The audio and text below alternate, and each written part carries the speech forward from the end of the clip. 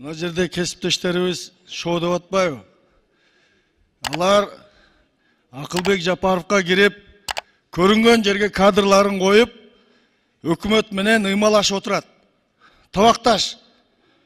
Аларга шоу. Бирок депутаттарды кабинетине келип, 3 прокурор алып кетип атат. Биз эмне Батукаевпызбы? Же Кадыржан Батыровпузбу? 2010-жылы элдерди кырган. Биз мына 120 миң долларды Дордойдон алып чыгып кеткен ишкердин укугун коргоп атабыз. Алар бүгүн бербесе акыретте Алланын алдында берет. Бүгүн берип койсун мыйзамдын алдында деп атабыз. Биз шайлоочулардын укугун коргоп атабыз.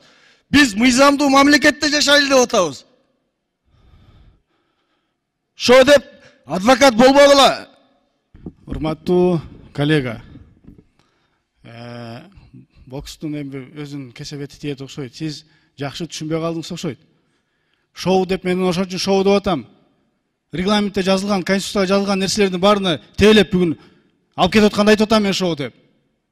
Ошон шоу эмес, анан эмне болуп атат? Мыйзам бузулуп атса шоу дейсизби? Наоборот айтып атам мен. Келгиле өзүбүздү карап алайлы бир сире. Эмне болуп атабыз? Күндө бизде ар кандай маселелер болуп атат бул жакта.